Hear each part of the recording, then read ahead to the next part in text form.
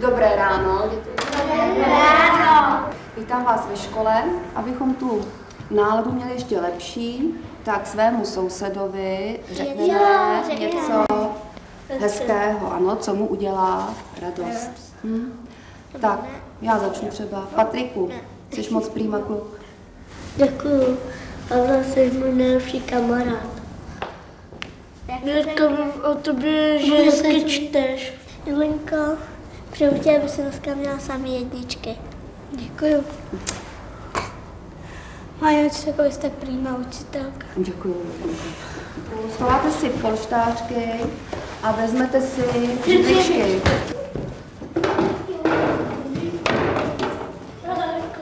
Když jsem začínala učit před těma 17 lety, tak se zpočátku nějaká ta příprava přece jenom dělala. Postupem doby prostě člověk se tak na ten druhý den tolik nepřipravoval, protože věděl, že v učebnici českého jazyka skončil na téhle a téhle stránce, že druhý den přijde další stránka. Jo, že je k dispozici sešit a že nějaký to cvičení a prostě nějak se ta hodina jako dá dohromady.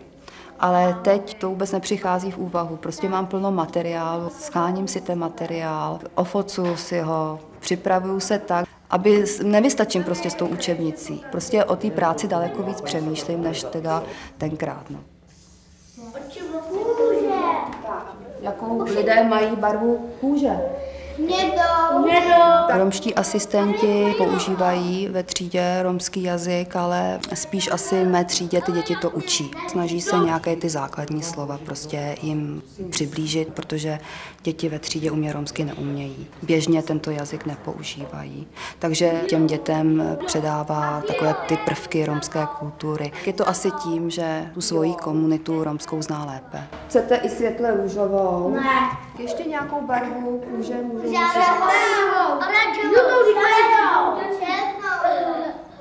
A žlutou. Řekli jste, že lidé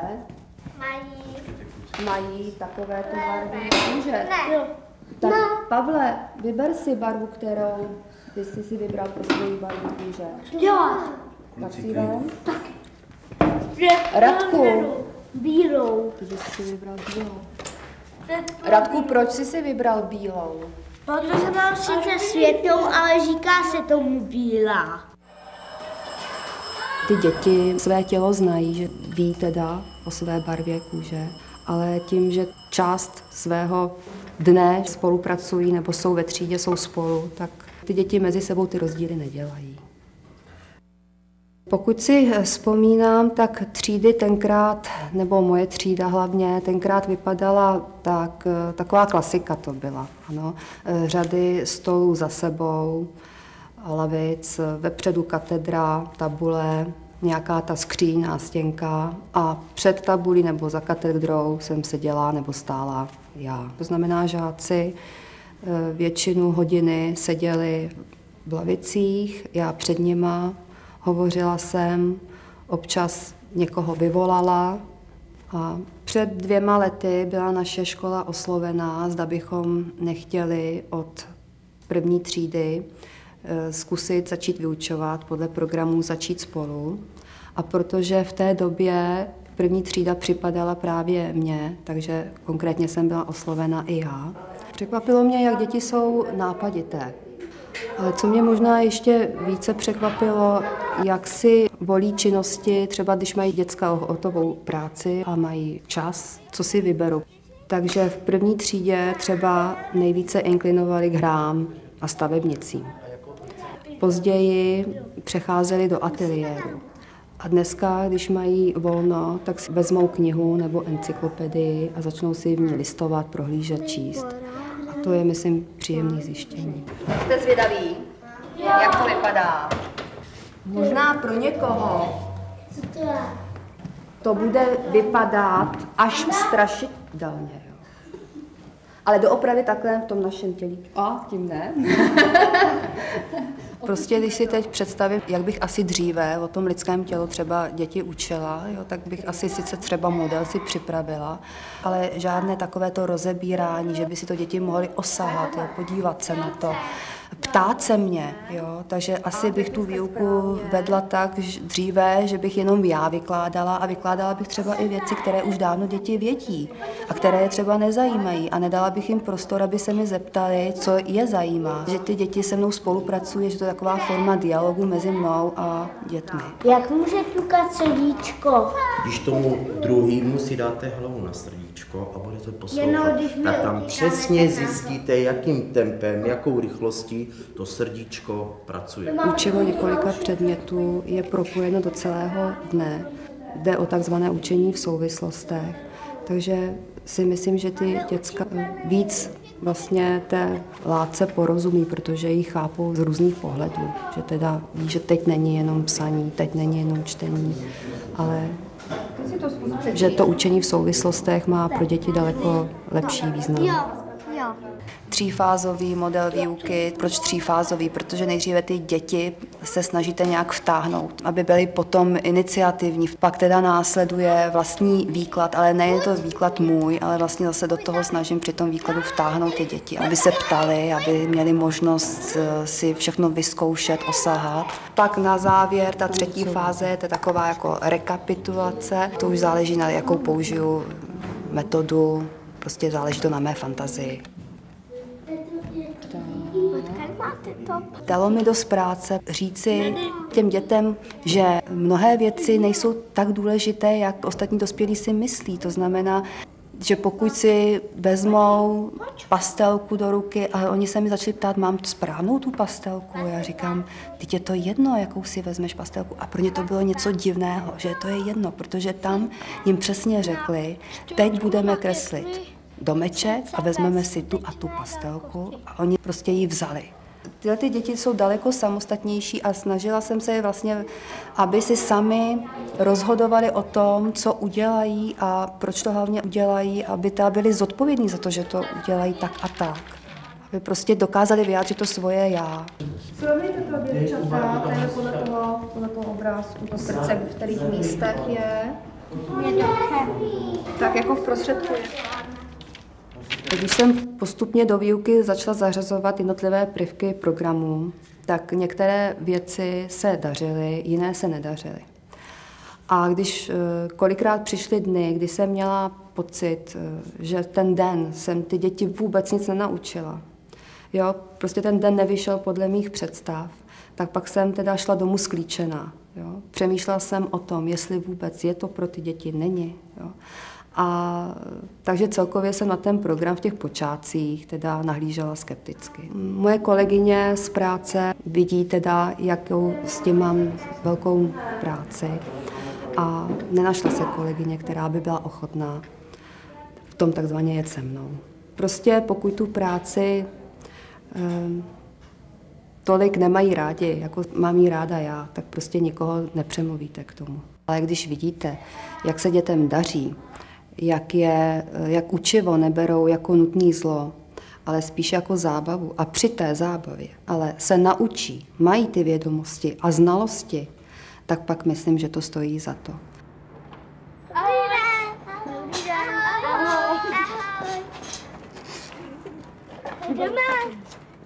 Jdeme domů.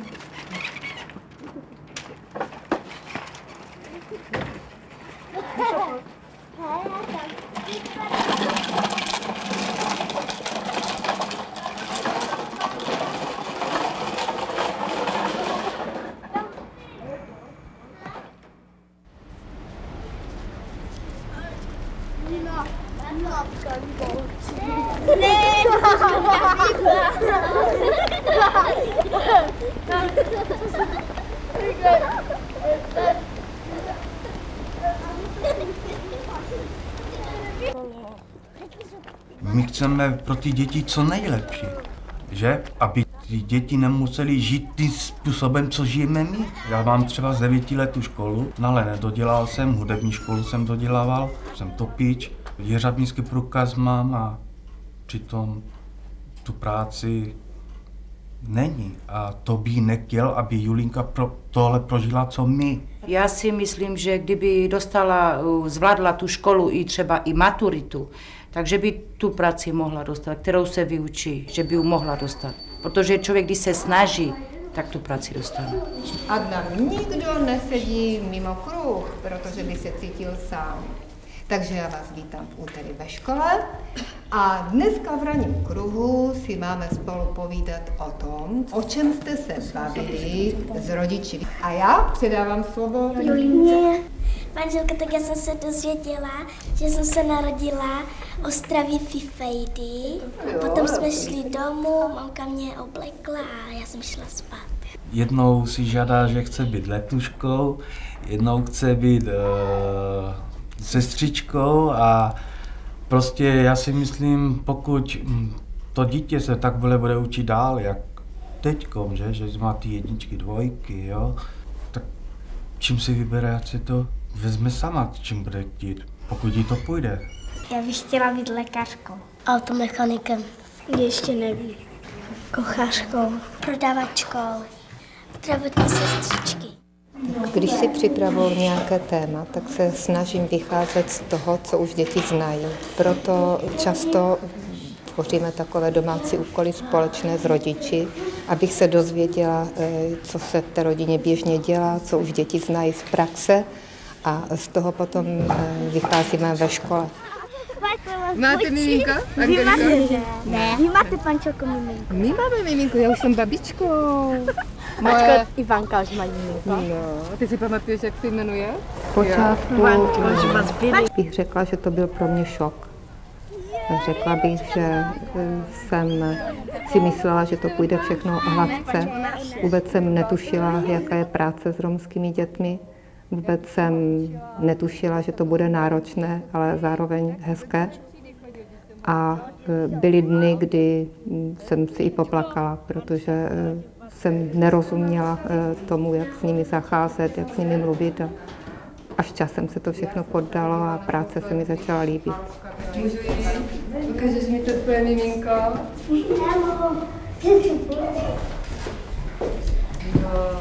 Maruško, jak jsi to říká, vzpomněla jsi na školu někdy? Jo. Jo. A stýská se ti? Jo. Chtěla by se vrátit do školy? Jo, chtěla bych. Tak. Jo. Bylo to lepší ve škole než teď? Jo. Naši učitelé, naši asistenti i já sama docházíme do rodin docela často. Možná je to způsob, jak se s rodinou zblížit, jak poznat osobně jejich prostředí, jak jim více porozumět. V rodinách jsme docela vždy vřele vítáni, máme s rodinami docela dobré vztahy, to se nám daří. A teď mám na vás takovou prosbu. Já vám dám kartičku, propisku nebo tušku a společně s dětma zeptejte se jich, co umí, co se jim líbí a vůbec se nebudu zlobit na to, když mi napíšete, co se nelíbí vám na škole. Já se hluboce skláním před všemi, kteří v tom programu pracují a podávají takové výsledky, jako třeba paní učitelky na naší škole. Tím, že jsme opravdu trošku zvláštní škola, trošku zvláštní škola, tím, že u nás máme nejenom třídy zvláštní školy, ale také třídy základní školy a třídy přípravky. Teďko vy budete malovat tady u stolečku to oblečení. Mário by chtěl pracovat tam u kostry. Ano. Ty jsi vybral venku, že? Autička, chceš, že? Jo. A ty už taky budeš chodit do školy? Do přípravky. Čo? Kolik máš roku? Ukaž mi. 2. A já mám 4. Já jsem tam chodila na tu školu, ona nebyla ještě paní učitelka, ale byla družinařka a my se známe už od dětství. No jednou paní učitelka tež tam mají doučovací hodiny nějaké. A když jsem tam přišel, tak učitelka mi říká, pane Kroštěn, půjdete do třídy s námi, podíváte se, jak Julinka je pilná, že všechno. Říkám, jasně, tak jsem si sednul a díval jsem se, že? No ale tím jsem se prakticky učil i já, když se to tak vezme. Tak problémy našich rodičů, nebo rodičů konkrétně žáků mé třídy, bych mnohdy viděla v tom, že sami byli žáky zvláštní školy, že mají mnohdy nízké sebevědomí, mají pocit, že nemohou svým dětem pomoct sami, ale musí to udělat škola. Problém další vidím v tom, že nemají odpovídající bydlení, nemají práci a myslím si, že žijou v takové depresi, takové nespokojenosti. S čím tě to vidím? To je nějaký majster. Co to je? Jaký majster? No, to je dobré na dýchání. Ty to proto piješ? Je, děkuji. To je dobré na dýchání. Já bych si ráda dala, alkohol ne, víš.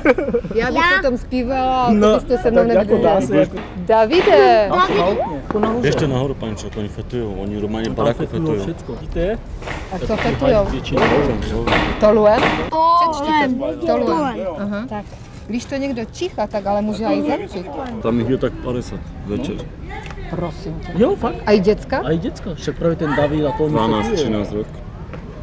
Je to možné? A tak vidíš, tak to je pravda. My si ve škole všímáme, že někteří třeba spí, anebo jim bývá špatně, anebo nepřijdou do školy. Ve zvláštních školách končí děti, které by tam nemusely být.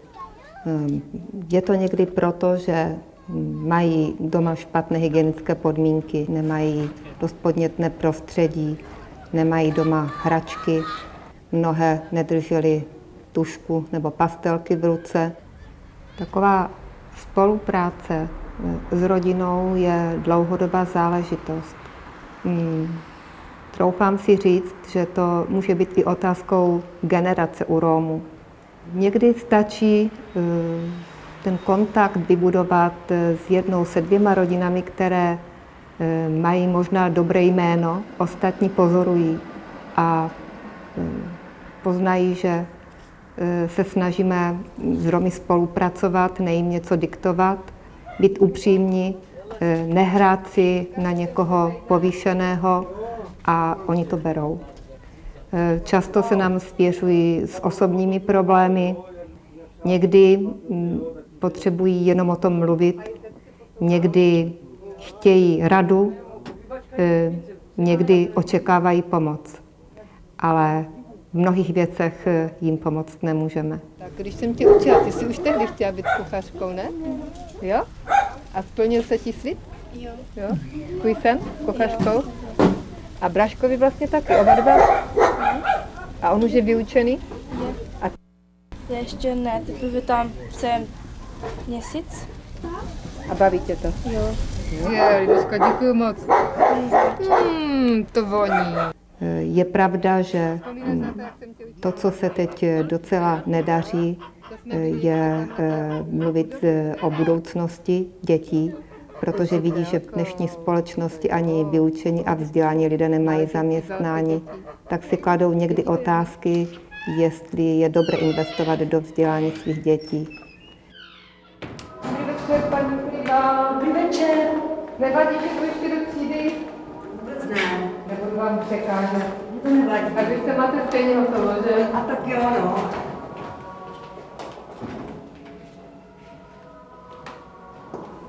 Bludný kruh, který je kolem této situace, proto je několik řešení. Myslím si, že je třeba působit na děti i na rodiče tak, aby poznali svoji vlastní hodnotu, aby se nepovažovali sami za méněcenné, aby podporovali sebe vzájemně a chtěli mít vzdělání a chtěli vlastně s touto situací sami něco dělat za naší pomoci anebo za pomoci své vlastní. To je jedno z řešení, které by bylo reálné.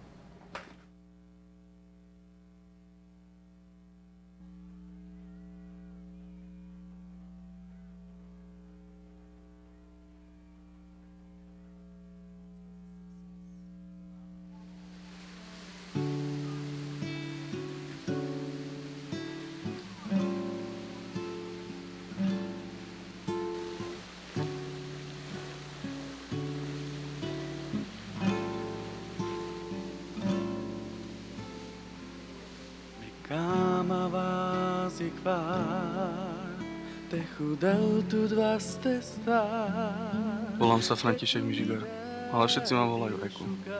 Túto prezývku som dostal od svojho bratranca. Keď bol malý, nevedel poriadne vysloviť moje meno. Chcel povedať Ferku, ale vždy to bolo len Eku. Toto meno mi prišlo. Tak ma volá moja mama, moji priatelia, moji kolegovia zo školy. Čo sa týka mojej mamy, tak to je asi najsilnejšia žena, ktorú poznám. Vedela sa postarať o 5-člennú rodinu. A keď sme nemali to, čo ostatní myslím, ako napríklad nové hračky, alebo oblečenia a iné veci, ale mali sme za to tie najzákladnejšie veci, ktoré v živote potrebujeme. A to sa nedalo kúpiť, ako napríklad láska k rodine, úcta, vážiť si jeden druhého a vedieť si navzájom pomáhať. O mame som si myslel, že ju vôbec nezaujímam, že ju zaujíma iba robota. Vtedy som to ešte nevedel pochopiť, ale teraz už viem, na čo to všetko robilo. Mám ju veľmi rád. Ďakujem ti z celého srdca, mami. Palikera.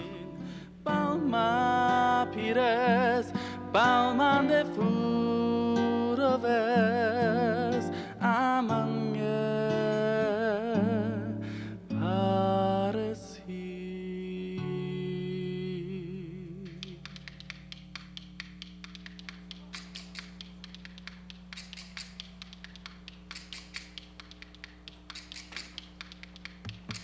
Ako som sa dostal k práci rómskeho asistenta?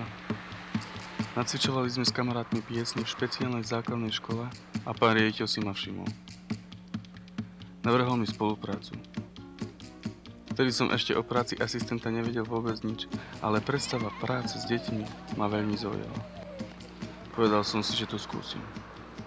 Postupne sme s pani učiteľkou začali chodiť na vzdelávacie aktivity a tréningy, ktoré pre nás pripravujú pracovníci nadácie Škola Doktorant a moja predstava o práci rómskeho asistenta sa začala vytvárať celkom jasne.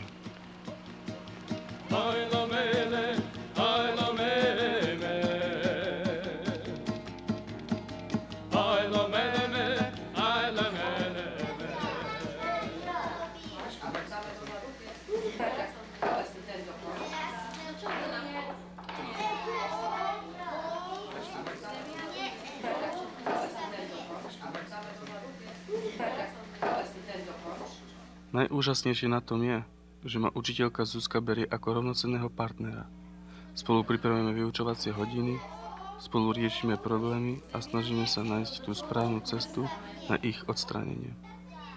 Myslím, že sa výborne doplňame. Zuzka má skúsenosti z učenia týchto detí a ja zasa hovorím rómsky a poznám mentalitu Rómov. Porovnajte s týmto. Ona si pamätá všetky tvary, hej, Janka? Ešte koľko na sa vyhľadať žives? I to z ktorého? Ani si sa nepozdravili. 11. Útorok. I to z 10. a dať živehým? 11. Nuka vlátiernou? Me. Pre deti a aj pre mňa samotného bolo na začiatku veľkým prekvapením, že môžeme hovoriť v triede spolu v našom materinskom jazyku, po rómsky. A tak sme začali spoznávať slovenský jazyk cez náš vlastný. Po čase bolo badať, že deti dokážu rozprávať o svojich pocitoch a vyjadrovať sa oveľa lepšie, ak im môžeme pomôcť s niektorými slovami cez náš rodný jazyk. Tak som si začal vyberať rómske príbehy a priznám sa, že som ich vlastne začal vymýšľať sám.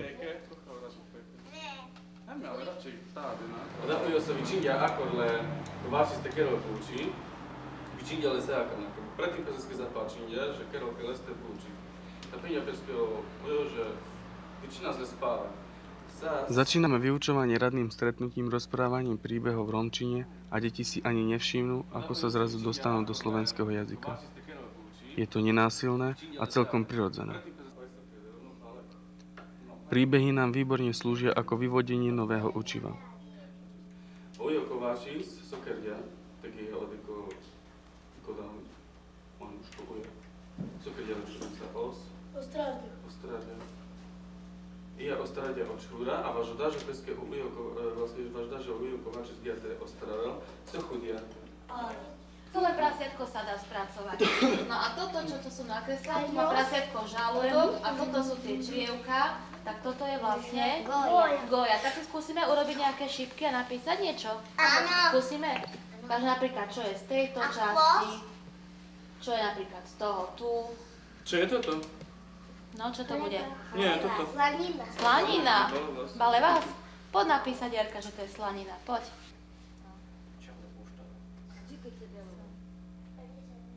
Už som spomínal, že s učiteľkou Zuzkou sme rovnocennými partnermi v triede. Zuzka bola sama príjemne prekvapená, ako sa nám spoločne darí v práci s deťmi a s rodičmi. Je fantastické pozorovať, aké veľké pokroky títo žiaci robia.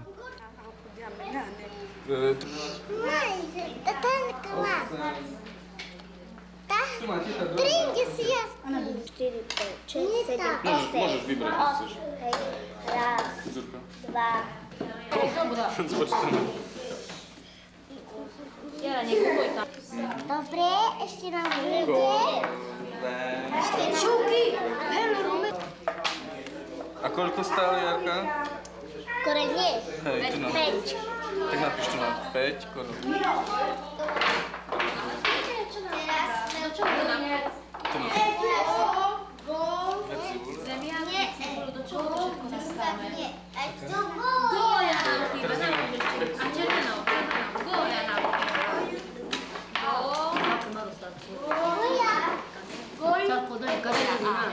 Goja. 4 triedy pracujú podľa učebných osnov základnej školy. Robili veľký kus práce. Píšu, čítajú, tvoria vlastné knihy. Každý z nich pracuje podľa svojho vlastného tempa a predsa sa naučia oveľa viac, než ako keby postupovali len podľa osnov špeciálnej základnej školy. Tu by som dala čiarku. Keby som to nezažil spolu s nimi, asi by som tomu ani neveril. Môžeš napísať, kto pracuje na tomto projekte, vaše mená, vás troch mená. Jeden. Ale jeden strúčik, alebo K? K. Počkaj, tu ju natočíš. Môžu brať tie kocky? B. Strúhame.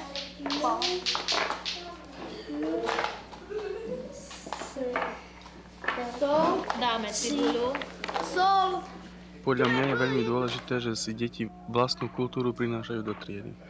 Podporujeme naše zvyky, tradície, ukazujeme im odlišnosť od kultúry väčšinovej spoločnosti a učíme ich byť hrdí na to, že sme Rómovia.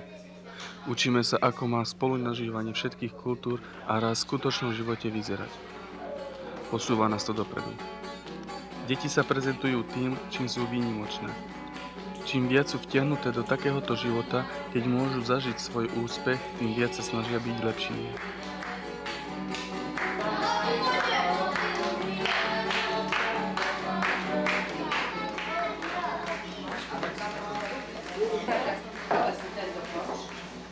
Rodičia, to sú vlastne naši partneri.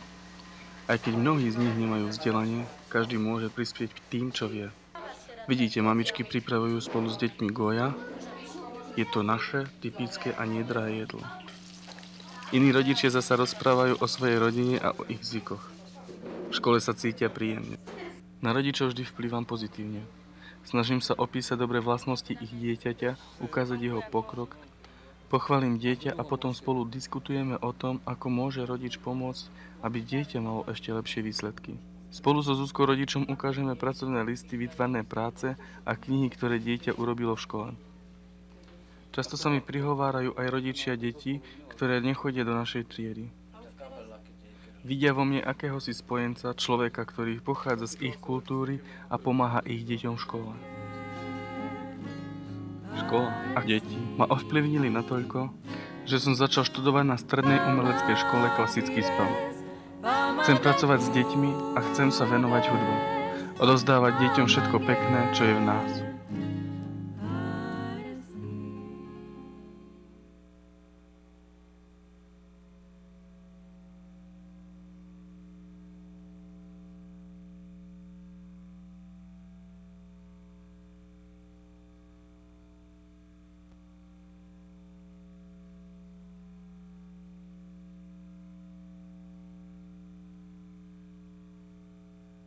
A zrazu ja vravím mojim rodičom, že prečo tak hučí vonku, strašne prší.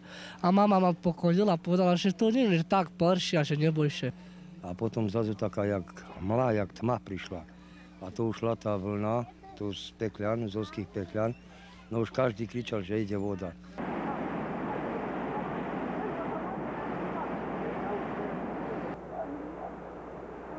Jak tie ľudia išli na posteli, na tie valenty, jak ich voda zobrala, všetko, 55 ľudí to išlo. Mne osobne vnúčku 5-mesačnú zobrala.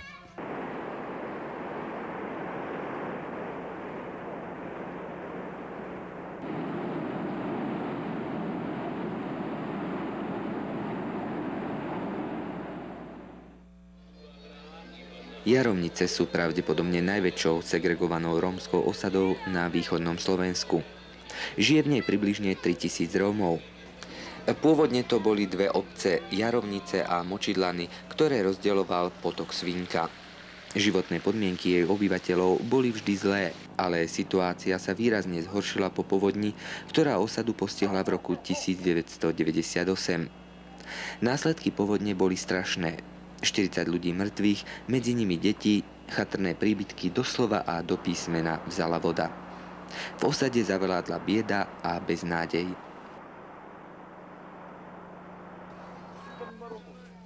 V súčasnosti obyvatelia osady bývajú v chatrčiach alebo unemobunkách. Chatrče sú postavené z válkov, ktoré sa robia z hliny a slamy. Iní zase bývajú v chatrčiach z dreva a plechu, ktorých okná sú zväčša zastreté jelitom. Žijú jednoduché životy. Kúria si suchým drevom, po ktoré chodia do okolitých lesov. Hygienické podmienky nie sú prakticky žiadne. Keď sa začalo budovať komunitné centrum v Jarovniciach, sme neverili, že to na niečo bude. Že to bude užitočné. Ja som bol veľmi prekvapený a som bol veľmi rád, že aspoň naši Rómovia sa budú naučiť aj písať, čítať, aby mali niečo taký talent, pretože druhý sebe myslia, že naši Rómovia sú iní, že sú šalení, že chlúpi. Ja si myslím, že tí, ktorí navštevujú komunitné centrum, že dávajú vedomosti aj druhým, lebo oni nevedeli, čo to je počítač, ani nikdy nevideli, čo to je počítač. No a teraz sa naučili kresliť, písať, ovládať ten počítač, že to pre nich je ako novota. Že už s tým sa píši, keď on to vie a ten druhý nevie, že už mu to rozpráva a rozširuje to v osade. No a každý je to zvedavý, tá mládež, a každý chce sa tam dostať. Hej. Nadácia Škola do Korán sa už niekoľko rokov venuje problematike života rómskej menšiny na území Slovenska. Usiluje sa o dokonalé spoznanie rómskej komunity, aby na základe skutočných potrieb mohla vybudovať a rozvinúť program účinnej pomoci. Projekt stavil na zainteresovanie komunity. Začal sa vybudovaním komunitného centra ako miesta, kde sa všetky generácie môžu stretávať a učiť. Od začiatku sa na všetkých prácach podieľali členovia rómskej komunity. Títo ľudia pripúšťajú, že odkedy vstúpila nadácia Škola do Korán so svojím projektom do ich života, výrazne ich ovplyvňuje a formuje. A práve vďaka tomuto projektu si po prvýkrát uvedomili svoj skutočný potenciál a možnosť jeho dosiahnutia prelomením stereotypov. Komunitné centrum je členmi rómskej komunity nielen často navštevované, ale aj spravované. V centre funguje niekoľko prevenčných a intervenčných programov. Program predškolskej výchovy ako prevencia školskej neúspešnosti zahŕňa jednu z najdôležitejších aktivít. Deti a rodiny sa spolu učia prostredníctvom hry a za použitia finančných dostupných materiálov objavujú nové veci, učia sa vytvárať prostredie pre všestranný rozvoj. Táto činnosť predstavuje prevenčný program školskej úspešnosti rómskych detí a predchádza tak zaraďovaniu detí do špeciálnych základných škôl. Centrum pre deti má vlastnú metodiku a tvorí model neformálnej predškolskej prípravy detí s účasťou rodičov a členov komunity. Košielku i nohavičky. A ty máš oblečenka. Program práce s počítačmi je trojgeneračný. Pracujú tu spoločne deti, mládež a dospelí. Učia sa základné prvky a postupy, kreslia, píšu žiadosti a vybavujú úradnú korešpondenciu. Program práce s počítačmi je demonštráciou nepochopenia záujmov mladých Rómov, ktoré verejnosť tradične zužuje na hudbu a tanec. Predpokladaným cieľom tohoto programu nie je iba získanie praktických vedomostí z oblasti práce na počítači, ale posilnenie sebaúcty a zvýšenie podnikavosti v dobe trhovej ekonomiky. A zrazu začali rozmýšľať, že niečo musí tu byť iné. Začali niečo robiť, aby tu Rómovia, to bolo dakedy to bolo, ale aby bolo niečo iné, že nedá sa takto naveky žiť. Rómovia začali rozmýšľať, začali niečo komunovať s druhým a snažili sa niečo tu robiť.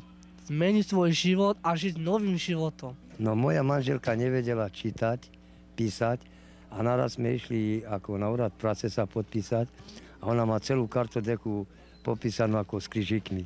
No a naraz tá pani vidí, že moja manželka sa podpisuje ako celom menom. Tak hovorí, čo to pani Lacková, že ako naraz píšete meno. Tak ona sa hanbila, tak som oslovil, ja som sa ako zoprela, som jej povedal tak, že áno, navštevuje školu pre rodičov negramotnosti a máme tam také centrum, že chodia tam takí ľudia, čo nevedia. No hovorí konečne, že aspoň vy ste prišli na to, že to potrebujete toto vzdelanie rozšíriť medzi vami v osade. Program postupného odstraňovania negramotnosti je ďalším programom, ktorý prebieha v centre.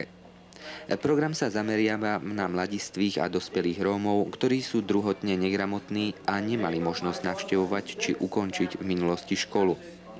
Gramotnosť nie je ponímaná iba ako schopnosť čítať a písať, ale ako funkčná gramotnosť, praktické využitie týchto zručností v každodennom živote.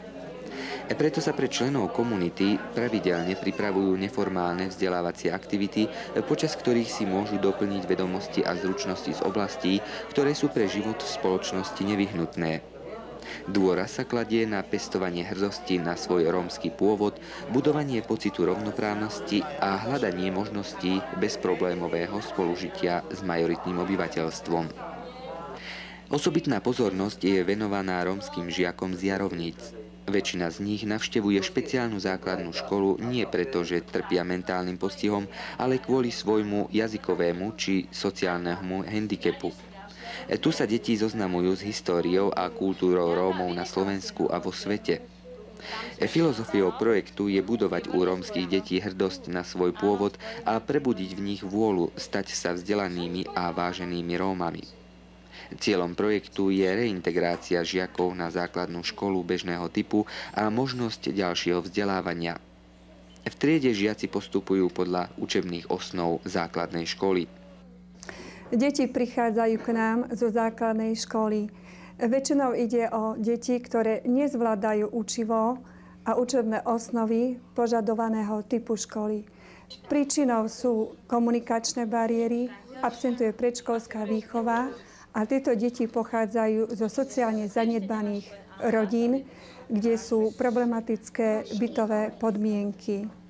V tomto projekte postupujeme podľa individuálnych vzdelávacích plánov, podľa učebných osnov základnej školy. K dobrým výsledkom napomáha aj samotné zapojenie rómskej komunity do vyučovacieho procesu. Osvojené poznatky prenášajú do svojich rodín, čím inšpirujú svoje deti a okolie. Výsledky sa nám javia na veľmi dobrej úrovni a pokiaľ by sme porovnali ich s deťmi základnej školy, myslím, že tá úroveň je rovnaká.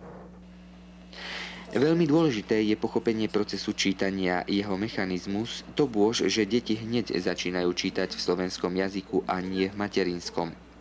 Hľadáme prostriedky hodnotenia raného čítania, úroveň rozprávania, pochopenia konceptu a produkcie ako základ vytvorenia všeobecného modelu rozvoja schopnosti čítania. Badať nejaké zmeny. Vidno napríklad na niektorých deťoch, že chodia oveľa slušnejšie oblečené, ako chodili predtým. Počul som aj od poštárky, že viac Rómov sa vie už aj dobre podpísať. Sa pekne podpíšu, že vidno zmeny, že sa tu s nimi pracuje a vedia sa lepšie o seba starať aj lepšie vychádzať s občianmi z tejto obce.